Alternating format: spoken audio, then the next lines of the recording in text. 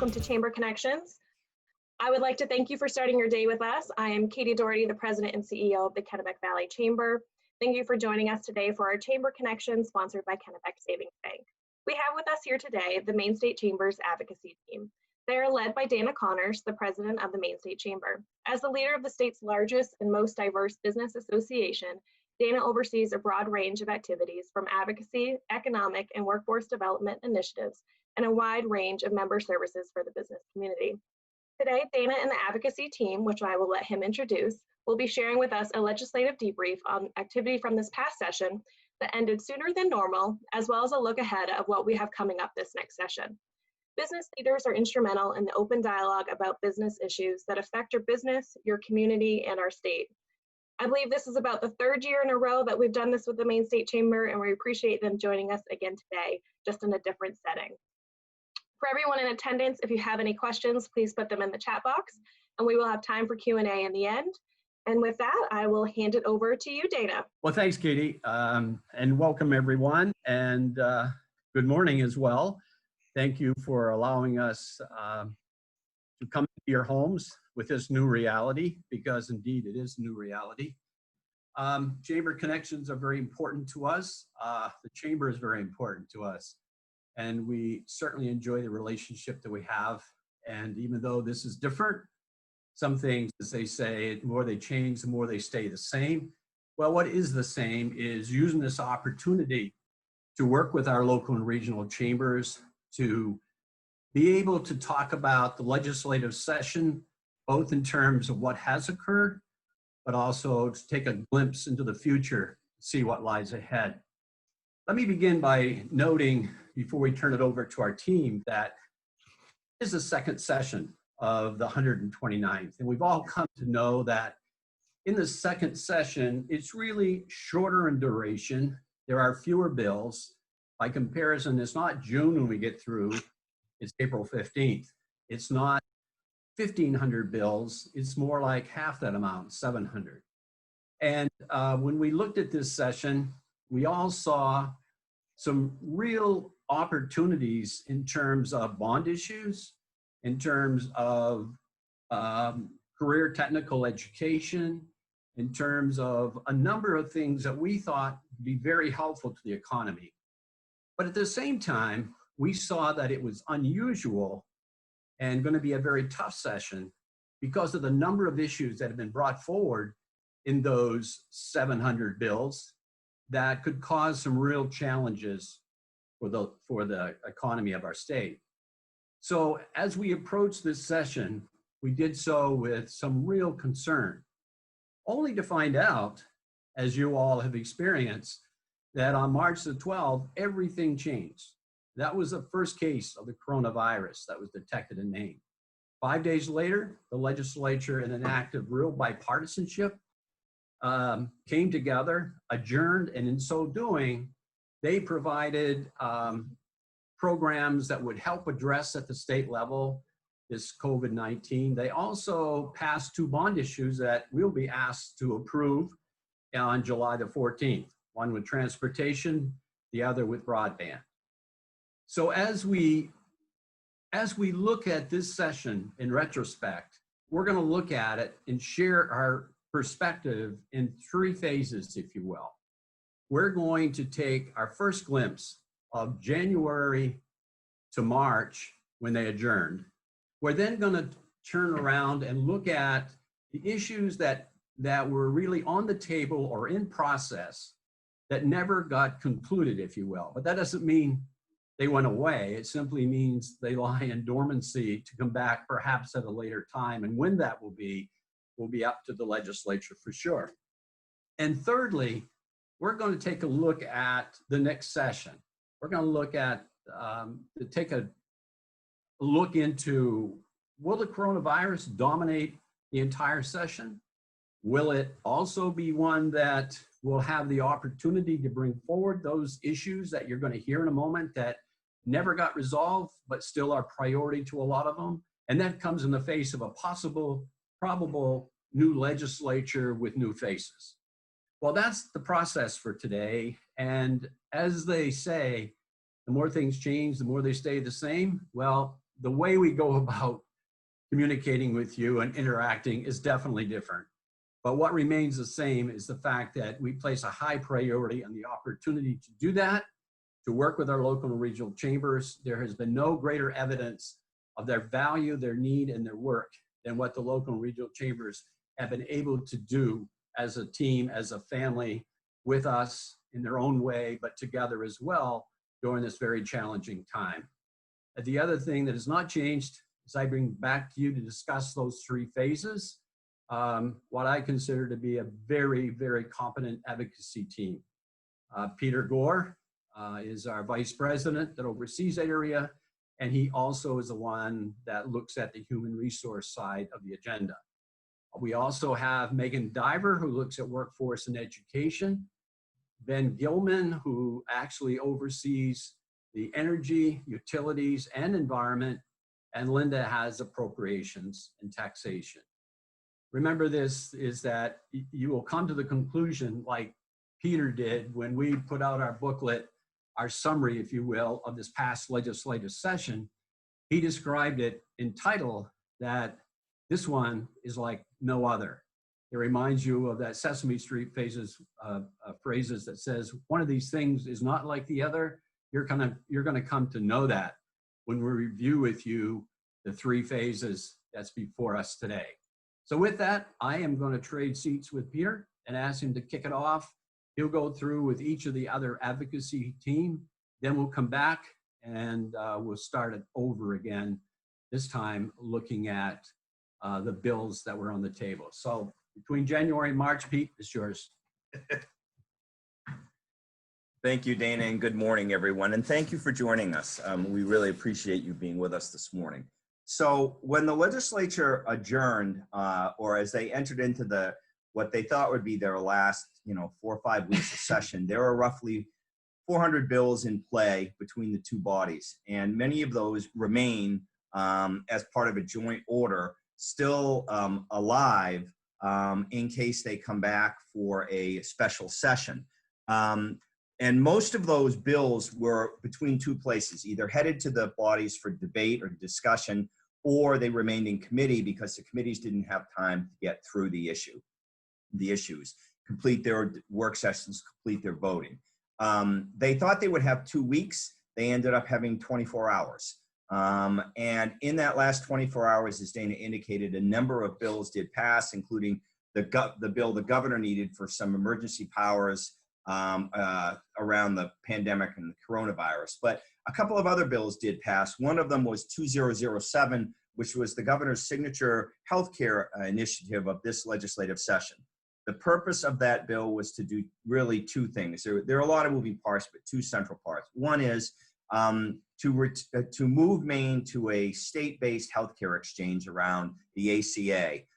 When the ACA passed in 2010, the decision of the governor at that time was there are three options. You can have a state-based, you can have a state-federal partnership, or you can have a federally based exchange.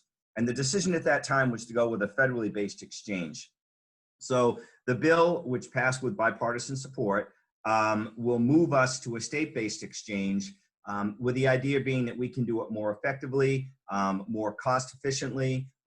We can reach out further. We know the market. We know the state better than the feds do, in order to get more people signed up for insurance. The second and probably more involving piece was a merging of the individual and small group health insurance markets. And the reason was because, in part, the continued problems in the small group market for small businesses around cost. The individual market and the health of the individual market had improved markedly since the passage of a bill in 2010, which extended or created a reinsurance mechanism in the individual market. And the idea with the merging of the two markets was to extend that reinsurance to the small group. It will be funded, according to the bill, through additional federal dollars.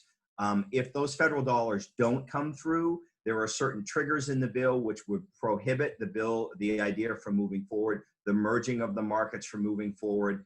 There was an actuarial study done. It showed You know, when the markets were merged, a substantial improvement in the individual market when it came to premium, and some improvement in the small group market. But I think the jury's really out on whether the whole idea behind the merging of the markets would be successful.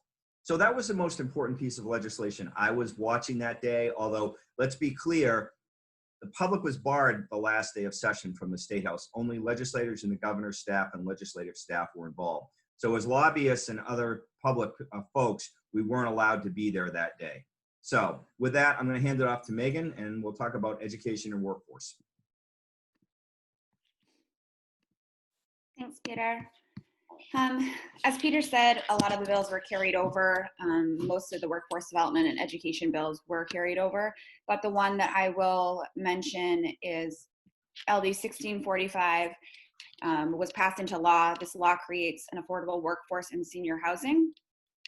The law doubles the current rate of new affordable housing production by creating the Maine Affordable Housing Tax Credit Program. The credit is refundable, and it is administered by the Maine State Housing Authority. It's available to individuals or corporations who invest in affordable housing, The bill is sponsored by Ryan Fecto and passed bipartisanly through both bodies of the legislature. Ben? Sure, thanks, Megan. Both the Energy Committee and the Environment Committee were very busy from January to March of this year. They focused specifically, each committee had a pretty significant piece of legislation I'll talk about because they didn't deal with them at the end of the day. In the Environment Committee was LD 2104, a packaging piece of legislation. And in the Energy Committee, LD 1646, the ownership structure of our T&D utilities, which was carried over from the first session. So we'll speak about that in the next session. One issue that the legislature did deal with, though, during, and they did pass at the very end, the last day before they adjourned, had to do with broadband expansion in Maine. There were half a dozen bills that dealt with broadband expansion, and they did come together at the end of the day and passed a bond issue that's going to be on the ballot for the upcoming election, July 14th. Traditionally, it would have been next week, but we've moved that election to July 14th. And it's a $15 million bond that, if passed, has private and federal matching funds of $30 million. So in our Making Maine Work document that we released during the first session, one of our priority issues was broadband expansion into rural areas and underserved areas in the state. So we were very pleased to see that bill get moved forward. It was as a piece of the COVID-19 relief legislation passed on the last day, an emergency. And it's important just to note it because it is on the ballot in July. And we encourage people, it's going to be a low probably turnout.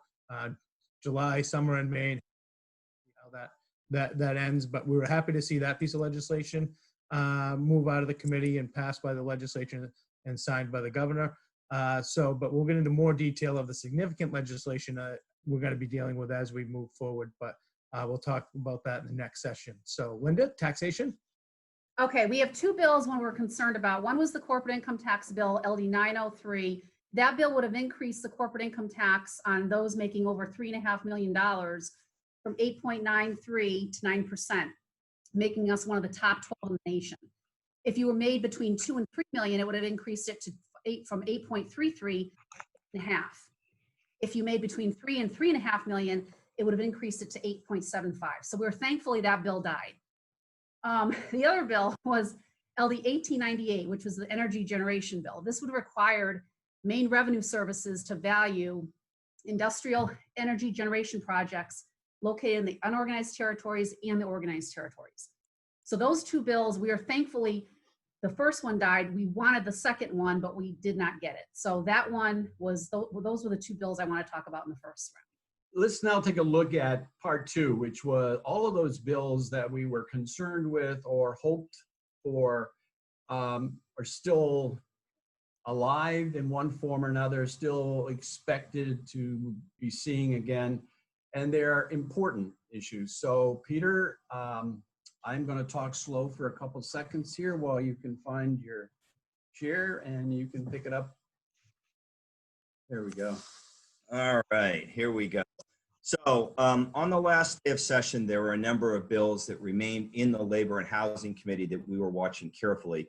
The most important of which was probably LD 402, which would have changed the overtime standard in Maine from the current level of about 30 $36,000 to about $54,000 by 2024. This is a bill we opposed. The committee divided on it with bipartisan opposition in the days before the legislature adjourned, but it never made the floor. Another bill we were watching closely was LD 1410.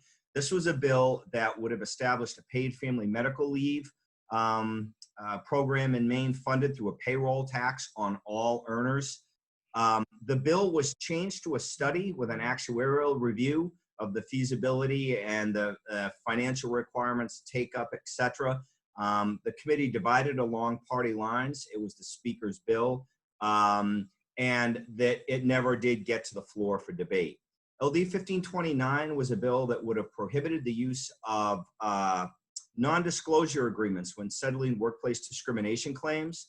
The committee had extensive work sessions on the issue, and they ultimately divided on the proposal. It had originally passed the legislature in the first session in 2019, but when it reached the governor's desk, the governor had it sent back to committee, recalled from her desk. And in the closing days, the committee admitted that the governor and the committee had not reached agreement on the bill, and the governor remained opposed to the bill as it was being voted out. Again, it never made the full legislature for debate. And then lastly, the last two, 1693 was a bill which would have allowed private practice attorneys to take workplace wage and hour claims to court on behalf of workers. Both the governor's office and the attorney general's office had lots of problems with this bill. They never did get to a final vote on it. And the same holds true for 1639, which was a bill the construction industry followed. We followed it very carefully as well. It would have made construction projects more costly, and it would have made open shops in Maine less likely because of the apprenticeship requirement that would be required for any state-based construction projects. So those were the bills that I was following closely. Megan, how about you? So there are a lot of workforce and education bills that were carried over. LD 647, the chamber continued to work in the second session with Representative Kristen Cloutier. This bill would create various programs to provide education, services, and training to the state's immigrant populations. This bill would add more resources to help immigrants learn English with an emphasis on ESL classes tailored to specific workplaces and industries. There were two bills that were to retain and attract early childhood education workforce, LD 1584 and LD 1760. These were also both carried over. There was a bond, the R&D bond, LD 602. The chamber testified in support of this, and it was also carried over. And then lastly, I'll talk about the two bills, the CTE bills, LD 1947 and LD 2022. One of these bills would fund capital improvements to CTE centers, and the other would provide funds for equipment for CTE centers. Ben, what about you? Thanks, Megan. I want to start the discussion with the Energy and Utilities Committee. There was a major piece of legislation proposed there that was carried over from the first session, which was LD 1646, and that has to do with the ownership structure of our T&D utilities. And I just want to put it in context a little bit that the current structure that we have was when we deregulated our utilities was put in place in 2000.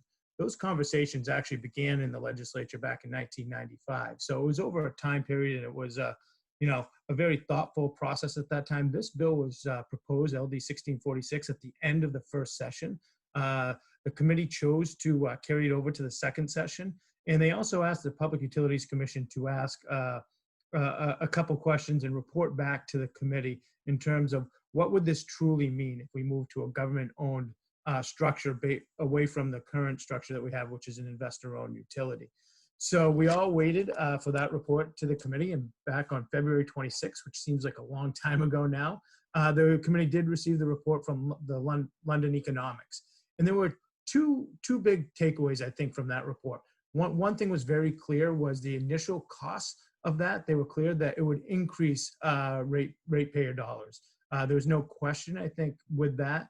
And that was one takeaway from the report. And the other takeaway, which I think opened even more question, was the long-term benefits. there were a lot of questions with regards to the report of, would this actually benefit the people of the state of Maine in the long term? So initially, the report concluded that the initial, because the state would have to acquire the T&D utilities at a significant cost, that would drive up the cost initially for consumers. And then the question was whether or not there was a long-term benefit. And depending on the modeling, it was kind of an open-ended question. So the committee was diving into that report in March when we did adjourn. I do believe that bill, LD 1646, wasn't really going anywhere. I don't think the committee had the appetite to pass that bill as it currently was. But I do think it's important that we talk about it, because we're going to be dealing with this as whether we come back. It's going to be a continuing discussion. And I think we're going to have the same concerns that we had during this legislative session, which is on behalf of the ratepayers or the commercial and industrial users or whoever, the price of electricity costs for the state of Maine, and switching that ownership structure. Clearly, initially, that would drive up costs. Another smaller bill they dealt with, but I want to put on folks' radar, is a bill called CPACE, has to do with commercial loans for clean energy projects that are attached to buildings. We have that program for residential consumers. It's called the PACE loan. It's a clean energy. You can add clean energy projects. The issue with the CPACE loan that the committee was dealing with was the lien priority that project would take on. If you did a clean energy project and if you're revitalizing a building, then that lien priority would actually jump your mortgage. It would become first in line. So a lot of our lending institutions, when you prioritize over the mortgage, they have a lot of issues. So the credit unions and the bank, that is another issue. I think we all support clean energy projects and upgrading buildings, but how we deal with that from a financial perspective, I think, is an open question, and the committee was dealing with that when we adjourned on March 12th. Down the hall in the Environment and Natural Resources Committee, they spent a lot of time on one piece of legislation. It was LD 2104, referred to in paper, and you read probably a lot about it, packaging. It's extended producer responsibility. Basically, what this bill contemplated doing was it was 22 pages long, contemplating setting up a new government structure that would assess a fee on everything you purchase in the state of Maine that has packaging. The fee would be assessed at the manufacturer level. We have several manufacturers in Maine that make packaging from whether it be bags for potatoes or whether it be paper for packaging. We have a lot of folks here in the state of Maine. We had a lot of concerns with that bill. It was a first in the nation proposal. Grocery store, with the impact this would have had. Every item you buy at the grocery store, think a yogurt container, you buy a package of 6. Every yogurt container would have a fee on it, whether it be a penny up to a nickel. So the cost can add up very quickly. They did have the government, some folks from Quebec in and talk about what they were doing, and they had some reports of what's going on over in Europe. But we still had some concerns with the cost, the impact on Maine manufacturers, and making us kind of an outlier compared to their competitors in other states. So they were literally in the middle of dealing with that bill when we did adjourn. It's an issue that we're going to continue dealing with. Recycling is a big issue here in the state of Maine. We all want to do the right thing with that. How we structure that, creating a new government structure and a new tax or fee, however you want to, it is part of the debate as well. So we're going to continue to deal with that issue. One other smaller issue we dealt in the Environment Committee was phasing out of hydrofluorocarbons in refrigeration equipment, specifically commercial. The previous administration in Washington put in some regulations in the Environmental Protection Agency to phase these out. A lot of manufacturers and businesses began that process. Then a new administration came in and eliminated those. So a lot of manufacturers from around the country and commercial refrigeration operations were already complying, so they wanted to see the old regulations. So there was a bill dealing with that. We're going to deal with that, whether they come back here in a special session or in January when they come back. So those were the big issues that were in those committees this session that were carried over, and we'll be continuing to deal with. I'm going to try to hand this off to Linda, talk about taxation, see if I can do a better job than I did last time. I see you're muted, Linda. So if you could unmute yourself, and we'll see if I can do a better job this time. There you go. Okay, I'm on. The estate tax bill, LD 420, we opposed this bill. It would have lowered the exclusion rate from 5.7 to $2 million, except if you were engaged in farming, forestry, wood harvesting, or fishing industry. And then it would have lowered it from 5.7 to 3.8. We opposed that bill. That is still on the table. The other bill is there are two local option tax bills. One is LD 609, which was sponsored by Mo Terry. This bill would have increased the lodging tax from 9 to 10% automatically. The other bill, LD 1254, was Representative Sylvester's bill. This bill would have increased it if the municipality by local referendum approved it from 9 to 10%. So both of those local option tax bills are still on the table. We oppose both bills. The other bill was LD 1929. This is Representative Fecto's bill. This bill would have established a commission to study the state's tax policy on the impact of the state's tax policy on small working families and small businesses. We oppose this bill because essentially they left out of the discussion medium and large businesses. And really what this is about is looking at whether you should spend money on state tax incentives, business tax incentives, or social programs, education, other social programs. So really we felt that this was not fair to include the discussion of everyone. So that bill is still on the table. The other bill is LD 977. This bill would have instituted or brought back the super credit for research and development. This bill was actually carried over from the previous session. It landed on the special appropriations table. We caught it last minute. And what this bill would do, it was essentially, the committee had discussed amending the bill just to have OPEGA review the credit like they review all other credits across the board. But what happened in the wee hours of the legislature is an amendment was tacked on that basically required companies that take tax incentives to report all sorts of information to OPEGA, such as trade secrets, proprietary information about your business operations. We totally oppose this. So we caught that, and we were working with Senator Shenabellos to basically amend it on the appropriations table to bring it back up for a vote and then put it back on appropriations table with just the OPEGA language, just for OPEGA to review it. So we were in the process of doing that. We did not complete it. So that's still on the table. The other bill is LD 420. This is the tax haven bill.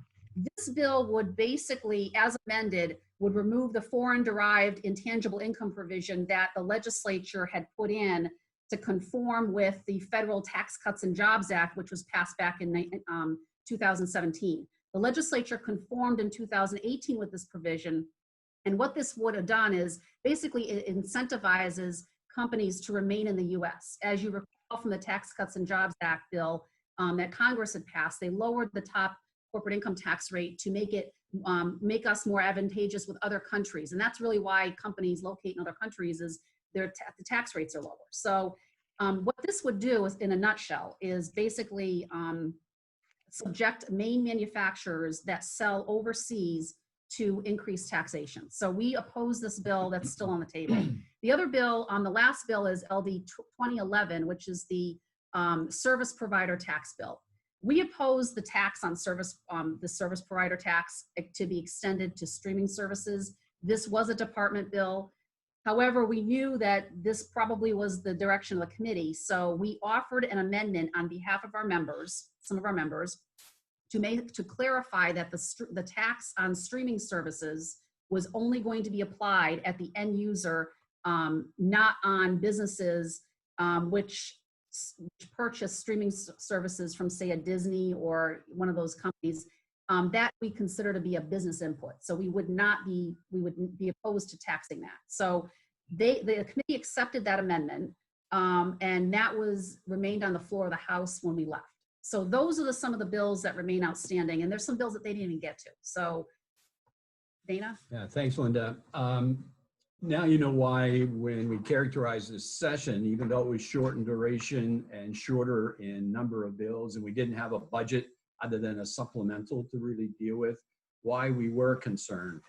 And those issues that you just heard are all issues that can live to be fought another day, and in many instances probably will be. And before we take a look at the next session in terms of what we can anticipate or what our opinions are regarding what that's going to look like, this is no longer a surprise to the staff, but in our previous 4 briefings that we've had, I've always asked them to in light of the fact that these bills could still be around and still be revived at a certain time, the question I have for each of them is, what is your opinion about the likelihood of a special session sometime between now and January? Give us your best guess. I mean, will it include some of these other issues, or will it be dominated by the reality of coronavirus and its financial impact? So once again, in the same order, Pete? I think it's unlikely they come back for a special session. I think that the numbers with respect to the budget in the recent AFA committee weren't as bad as people expected them to be. I think the real reason, the real driving force behind any special session will be the status of the state biennial budget. If they don't feel that, if that deteriorates further and they feel that they can't deal with it exclusively in January, then they may have to come in. But I don't think they really want to, in part because you really can't restrict what a legislature takes up once they're here. And so you can say we're just going to focus on the budget, but the reality is anything's fair game, and any of the bills we just discussed could thus be, just voted on or debated. So, and I don't think they really want to do that. This is an election year. They need to campaign. Whatever campaigning has looked like in the past isn't going to look like it now. I mean, it's you got to campaign in the coronavirus era. So, and they want to focus on running for re-election. So I don't think they're going to come back. And I think the AFA committee meeting the other day makes it less likely they come back. Megan? I agree. I think that with everything that's going on, social distancing, and it being a campaign season, I don't see them coming back. Ben, what do you think? Thanks, Megan. I'm going to give a legally defensible answer. It depends. I think it depends based on the economic status of the legislature. And we have some revenue forecasting numbers coming up in July and August. I don't think there's a policy decision that we talked about, the ones we spoke about, that are going to bring them back in. But I think specifically, if the finances of the state, we saw the April numbers come out, are great in July and August, I think they're going to have to come back in and deal with the budget issues. But we'll see with that right now. Some of the projections you're seeing, you see some of the numbers coming out. We're looking at a significant budget shortfall. And, you can deal with it with curtailment orders, but that's a blunt instrument. And I don't think that, necessarily might be the way they want to deal with it. So if they come back in, I don't believe they're coming back in to deal with a policy specific, coming back in to talk about the legislation. Those things we'll deal with them, come back in January. But look at July, look at August, look at the revenue forecasting that's going to be coming out of Augusta.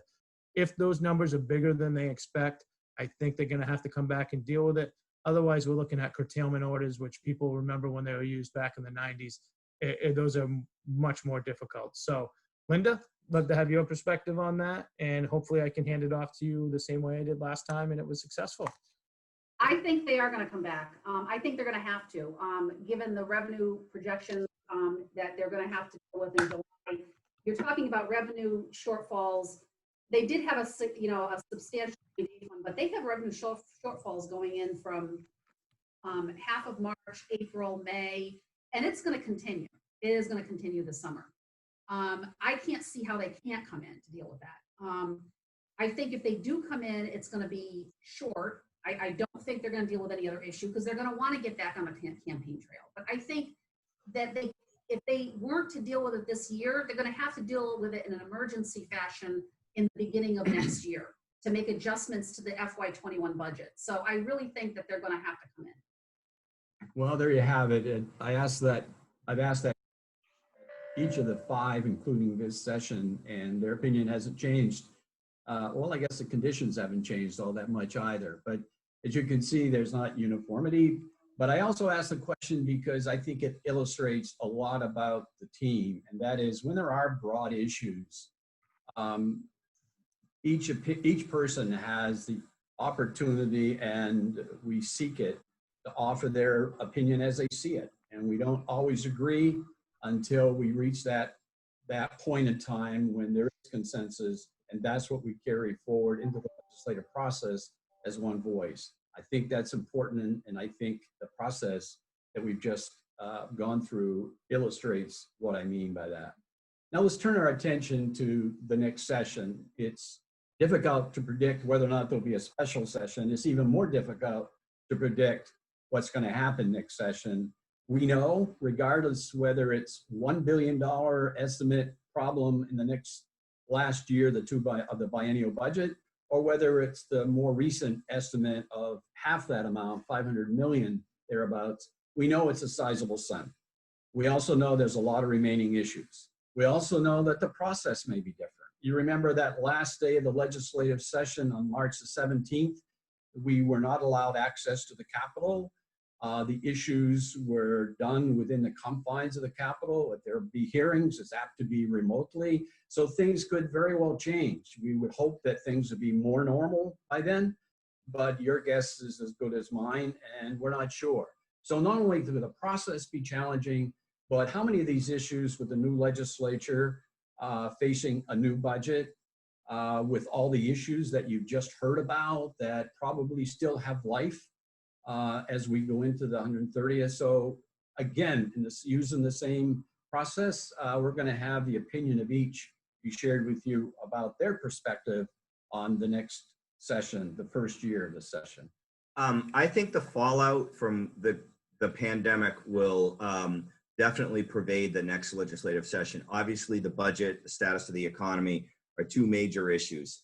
I think that how and what lobbying looks like next session is going to be very challenging.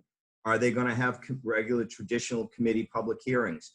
They're not going to be able to pack people into that room shoulder to shoulder. Are they going to accept, public testimony? How will lobbying look like? Will you be able to be on the third floor? We don't know yet. Right now, there are committees meeting today. Actually, I'll be following the Labor Committee this afternoon, but we're not allowed to be in the building for those discussions. As far as policy issues go, I think every issue that we've talked about today with you that was not acted on this last session is probably likely to show up in the next session. But there will be others associated with COVID-19, either directly or indirectly. What will happen with a minimum wage? We're scheduled for another increase next year because from this point forward, the minimum wage is on automatic pilot and adjusts according to changes to the CPI. That's going to be devastating for a lot of rural businesses after what they're going through right now. There's going to be another look at workers' comp, not based on what happened in the first session of this year, but related to COVID-19. Claims, eligibility, rebuttable presumptions, all those things are going to play a role in a discussion about workers' comp. The same holds true probably for healthcare, and then the same holds true for the workplace. There's going to be push for extra protections for workers. There's going to be a push for extra leave for workers, whether it's, again, paid FMLA or some kind of expansion of the existing PTO law.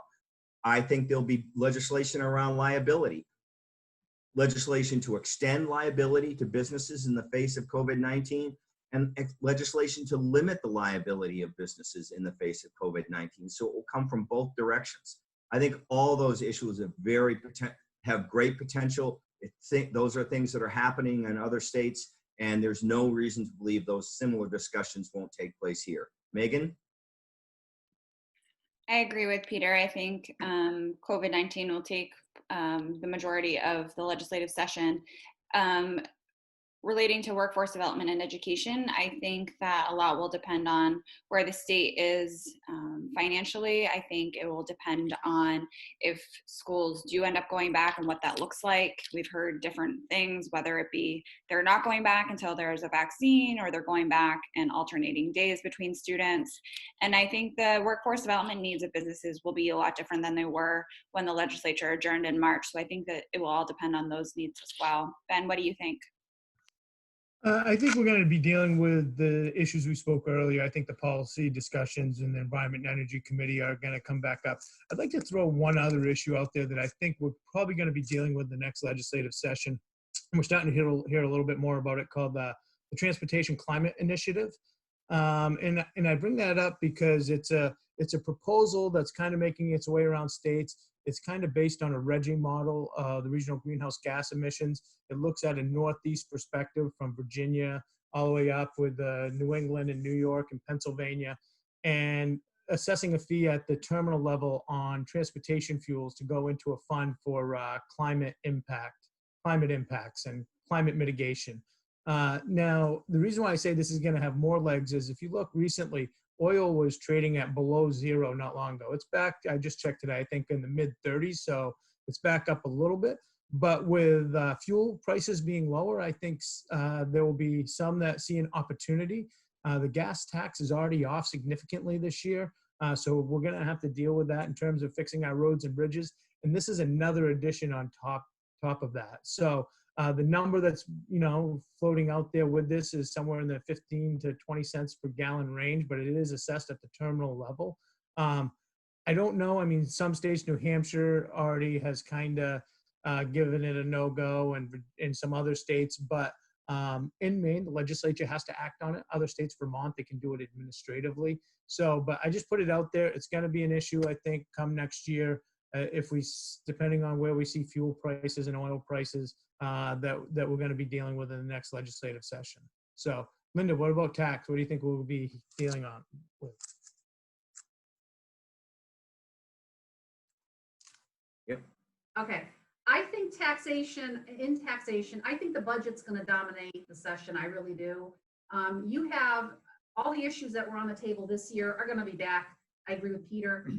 It is going to be a question of what is the makeup of the legislature. First of all, the makeup of the House and Senate is going to be, a determining factor. And it's also going to be whether they're going to, depending on what the revenue shortfall is, are they going to raise taxes or are they going to cut spending? That is going to be the huge question. What are they going to do with that? Because you have hundreds of thousands or tens of millions of dollars of tax incentives on the books that businesses use to attract capital, to invest in this state, to employ folks, to create jobs as well as retain jobs, most importantly. And that's going to be really huge coming out of this thing. So really the question is going to become is, what is the legislature going to do? What is the makeup of the legislature going to be, and what are they going to do when they come back in? Yeah, that's kind of how we see it. The other thing that in the next session that could see evidence of work, and that is work by the Economic Recovery Committee that the governor has commissioned. The first phase of that is due on July 15th. The second phase, which is about recovery, the reports due in December, will probably bring forward certain initiatives and certain actions that will find its way into the legislative process. In many ways, however you choose to look at it, it will be an interesting session with a lot of challenges, and we hope a lot of opportunities, but clearly challenges. Katie, I know you're sensitive to time, being as close to an hour as possible. I think we've consumed most of that. I did see evidence that Senator Pouliot is with us today. Thank you, Senator, for joining us. I didn't notice any other legislator. If I overlook someone, I apologize. But we have, I think, a couple of minutes for questions that might be in the chat room. There's one anyway. Do that, don't worry. Okay. So we don't have any chat questions yet. Alec Rogers said, party in Peter's office. Yes, thank you for adapting. Yeah. We asked you to give consideration. We look closer than we really are. Senator Pouliot said, great to see you all. Again, so any questions, please put them in the chat box, or you guys just covered everything so well. I think there's so much unknown that people don't even know really what to ask or how things are going to go about. Yeah, that's well said. Very well said. Well, clearly, we really appreciate the opportunity to have this time, and we thank you, Katie. I see Kim is here from Mid-Maine, and Tom Pico is here from Penobscot Bay Area, and we appreciate you both being part of the family and working in these trying times. We hope today has been informative, and most of all, provide you the opportunity to see as we see it. But most of all, it will reinforce the value that is really expressed in the Chamber family, because we know that your access to your own local representatives are vitally important in good times as well as challenging times. And by working together, our voice is stronger and our actions are probably better as a result of it. So we thank the family. We thank you, Katie, for this opportunity, and look forward to seeing you all soon. Stay healthy, stay safe, take care. Thank you. Thank you for your presentation. Thank you for your time this morning, Dana, Peter, Linda, Ben, and Megan. Thank you everyone for joining us. Please check our website for information and resources that might help your business during this time, and let us know if the Kennebec Valley Chamber can do anything for you. Thank you again to our sponsor, Kennebec Savings Bank, and thank you for joining us, and you all have a great day. Thank you. Bye-bye. Bye.